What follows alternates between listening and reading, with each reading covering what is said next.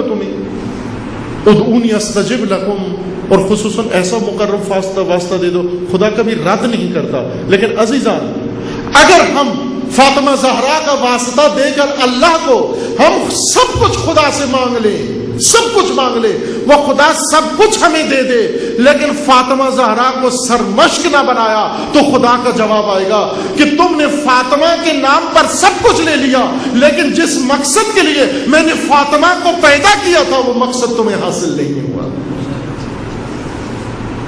میں نے فاطمہ کو اس لیے پیدا نہیں کیا تھا کہ تم فاطمہ کے واسطے دو مجھے اپنی خواہشات کی خاطر، میں نے اس لیے فاطمہ زہرا کو پیدا کیا تھا تاکہ مشق فاطمی کرو، تم مشق فاطمی کرو۔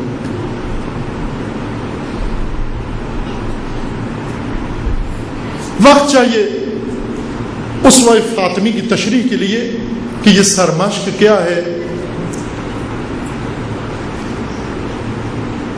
کہاں سے شروع کریں، اس سرمشق کا آغاز کہاں سے آغاز کریں؟ وہی جو خود بی بی فرماتی ہیں، وہ جو خطبہ آپ کی خدمت میں ہر روز تلاوت کیا جاتا ہے، خطبہ مسجد النبی، جو رحلت رسول اللہ کے بعد بی بی نے جا کر مسجد النبی میں پیش کیا امت رسول کے سامنے۔ اس خطبے کا ایک اقتباس پڑھا جاتا ہے آپ کی خدمت میں۔ یہ خطبہ خود ایک سرمشق ہے۔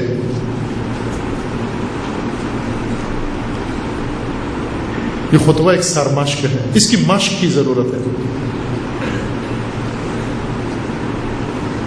چونکہ بہت اہم حوادث اس وقت رونما ہوئے۔ بی بی نے ایک سرمشق لکھی اور آنے والوں کے لیے رقم کی۔ عزیزان،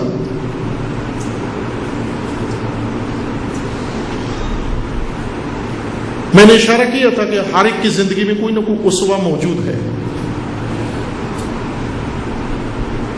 بعض اسوے تباہ کن ہیں، نابود کرنے والے ہیں، ہلاکت کا باعث ہے، جو ہم نے لاشعوری طور پر اپنی زندگی میں رکھے ہوئے ہیں، اپنائے ہوئے ہیں، ان کی دیکھ کر ان کی مشقیں کر رہے ہیں۔ ہم ہر روز اپنے گھر میں کسی کی مشق کر رہے ہیں، کسی کی زندگی کی مشق کر رہے ہیں۔ دیکھو، غور کرو، دائیں بائیں دیکھو، کس کی زندگی کی مشق کر رہے ہو۔ ہر ایک کی زندگی کا ایک ماڈل ہے، عیش و عشرت میں لگے ہوئے ہو، کسی کی زندگی کی مشق کر رہے ہو، کسی سرمشق کو دہرا رہے ہو، لذت پرستی میں لگے ہوئے ہو، کسی کی زندگی کو دہرا رہے ہو، جو کچھ اپنے آپ کو بنایا ہوا ہے کسی کی مشق کر کے یہ بنے ہو۔ زبانوں میں نام فاطمہ ہو لیکن عملاً مشق کسی اور کی کر رہی ہو۔ ہم کیا فائدہ دے گا ہمیں نام فاطمہ؟ کیا فائدہ دے گا نام زہرا؟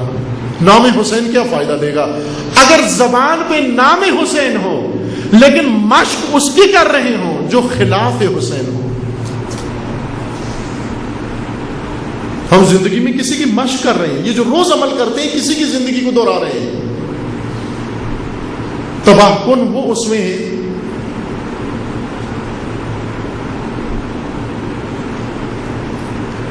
جو اس سرمشق سے دور ہے۔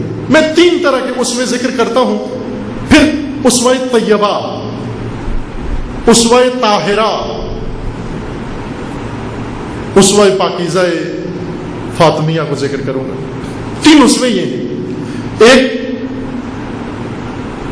اسوہ فاسدہ، خبیثہ، خبیث اسوے، فاسد ان سے اسوے جو ہماری زندگیوں میں ہیں۔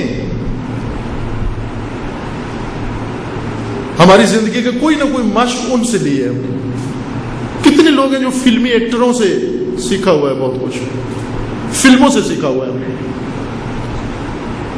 کتنے گھر فلمی طرز پر بنائے گئے ہیں، زندگیاں فلمی سینیریو کے اوپر گزر رہی ہیں۔ ڈرامے دیکھ کر اپنی زندگیوں کی نہج مقرر کی ہے ہم نے۔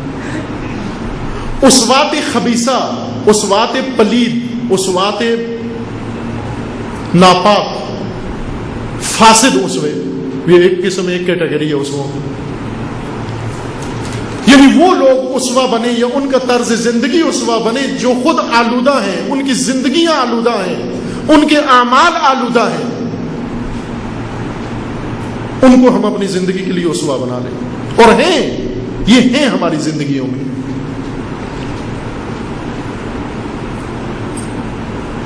کچھ اسوات جن کا زیادہ دخل ہماری زندگیوں کے اندر ہے وہ اسوات فاسدہ نہیں ہیں، خبیث نہیں ہیں، بڑے اچھے اسوے ہیں۔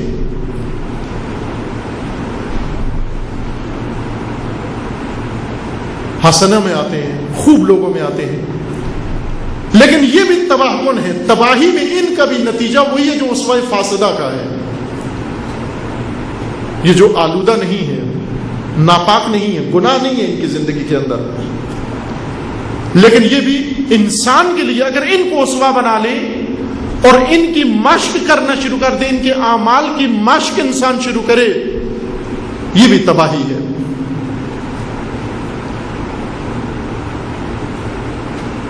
یہ اسوات کون سے ہیں؟ یہ ہے اسوات بے مسئولیت، غیر ذمہ دار افراد،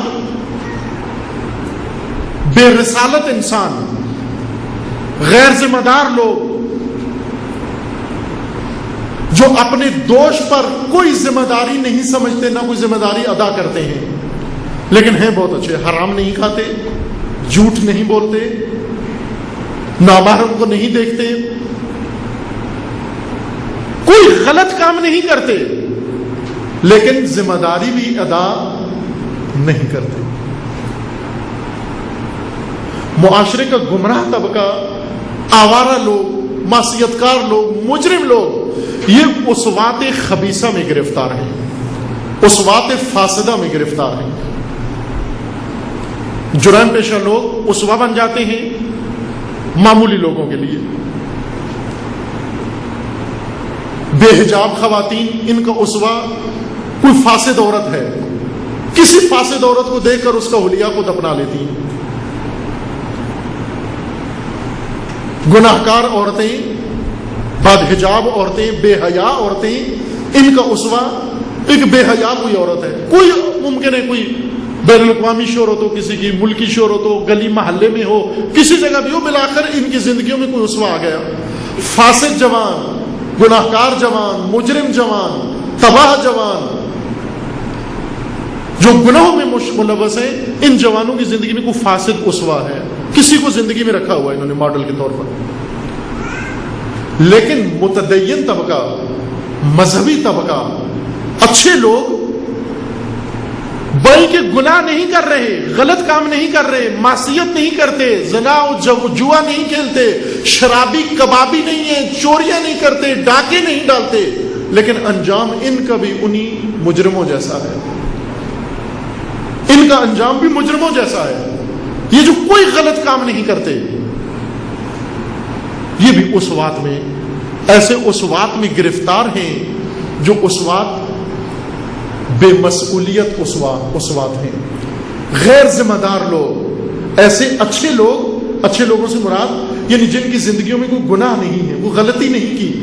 توجہ فرمائیں ذرا، دیکھیں جناب سیدہ نے کیا کیا، کیا قربانی دی جناب سیدہ نے، کیوں اتنا عظیم مقام ہے سیدہ کا؟ اس وجہ سے اتنا عظیم مقام نہیں کہ چند روایات ذکر کی گئی ہیں، ان روایات کے رہین منت مقام فاطمہ نہ، اگر یہ روایات نہ بھی ہوتی مقام فاطمہ بہت عظیم تھا، اگر یہ اظہار عقیدت نہ بھی ہوتے مقام فاطمہ بہت عظیم تھا۔ کیوں بہت عظیم تھا؟ اس لیے کہ اسوہ فاطمہ بہت عظیم ہے، جو اس بی بی نے عمل کیا وہ بہت عظیم ہے۔ اس وقت امت مسلمہ اس وقت جس بڑی آفت اور بلا کا شکار ہو چکی ہے، جو اس کو دامنگیر ہو چکی ہے، وہ اسوات بے مسئولیت و بے رسالت اسوات ہیں۔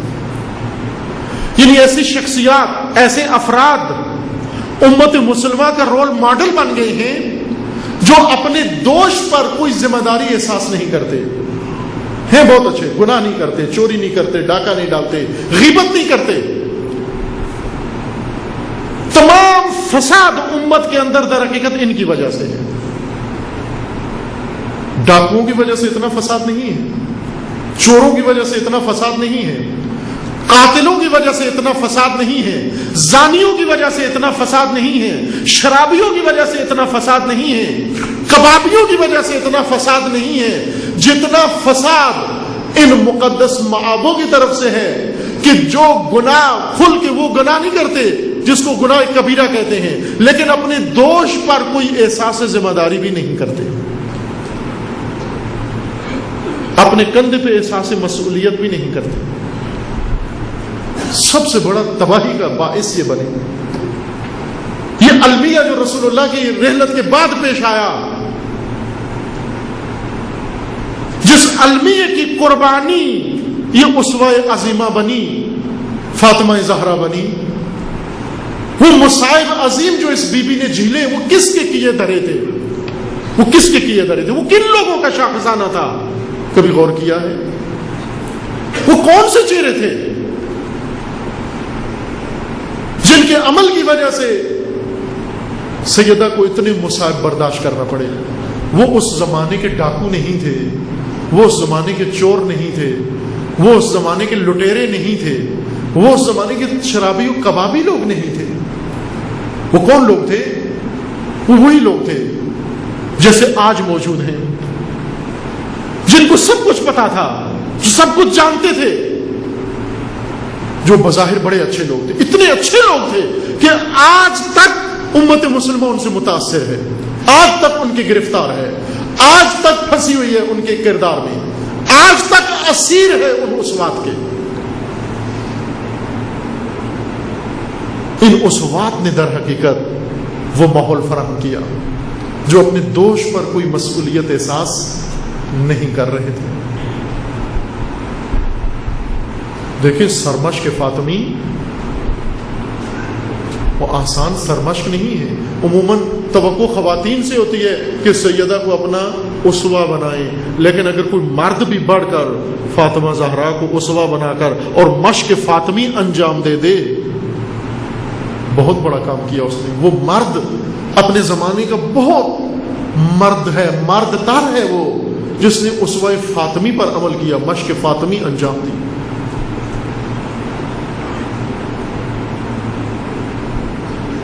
تیسرا اسوہ طیبہ ہے، اسوہ طاہرہ ہے، اسوہ حسنہ ہے. اسوہ خبیثہ، اسوہ سیئہ، اسوہ فاسدہ، یہ ایک اسوہ ہے.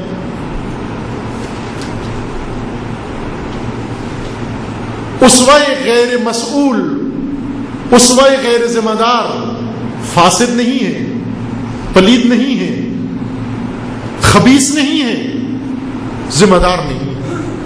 اور تیسرا اسوہ طاہرہ، اسوہ حسنہ، لقد کان لکم فی رسول اللہ اسوۃ حسنہ. تیسرا اسوہ حسنہ ہے. آج اگر ہم اپنے آپ کو دیکھیں، ہماری زندگیوں میں یقیناً کوئی اسوہ ہے موجود. دیکھنا یہ کہ کون سا اسوہ ہے. ممکن ہے زبان پر تذکرہ اسوہ حسنہ ہو لیکن مشق اسوہ حسنہ کی نہ کر رہے ہو، پریکٹس اس کی نہ کر رہے ہو، پریکٹس کسی اور کی کر رہے ہو، اسیر کسی اور کے اندر ہو. جو زبان پہ ہے ضروری نہیں کہ وہ اسوہ بھی ہو ہمارا. ان تین اصولوں کی تشریح آپ کی خدمت میں عرض کروں گا. عرض کیا تھا وہ گریہ فاطمہ کا، وہ رونا فاطمہ کا کیوں شروع ہوا؟ وہ مصائب جس کے بارے میں بی بی خود فرماتی ہیں کہ اتنے مصائب مجھ پہ ٹوٹے، اگر وہ روشن دنوں پر ٹوٹتے وہ تاریک راتوں میں بدل جاتے. زہرا اپنے گھر سے نکلی، مدینہ کی گلیوں میں آئی، آ کر مدینے کے ہر دروازے پر دستک دی. لوگ گھروں میں موجود تھے، دروازہ نہیں کھولتے تھے. حتی بعض تو در کے پیچھے آ کر یہ بھی نہیں پوچھتے تھے کون ہو تم. کیوں نہیں کھولتے تھے دروازہ؟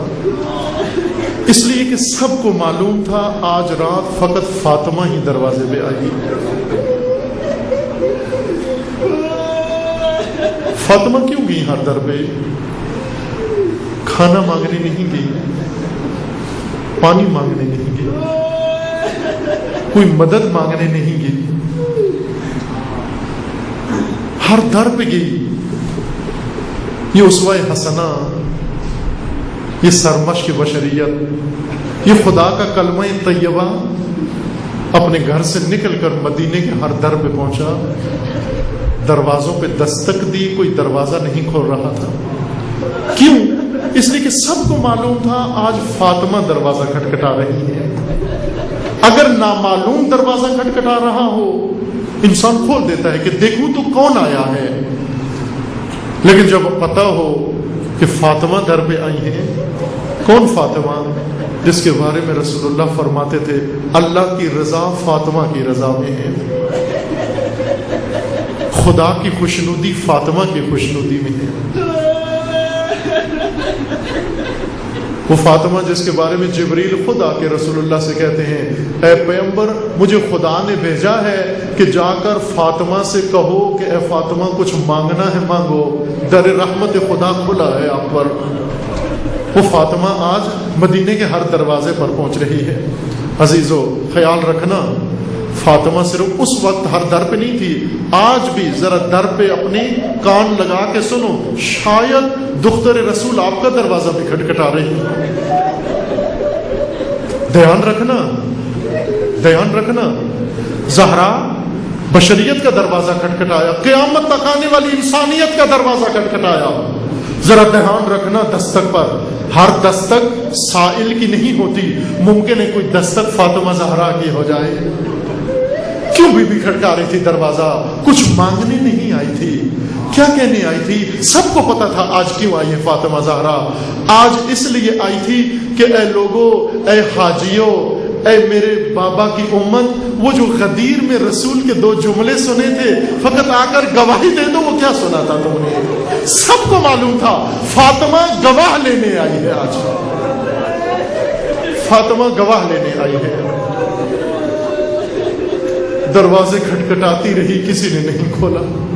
تاریخ میں لکھا ہے، ہاں تاریخ میں لکھا ہے، ایک بزرگ نے دروازہ کھول دیا، معلوم نہیں کیوں کھول دیا، اس نے دروازہ کھول دیا۔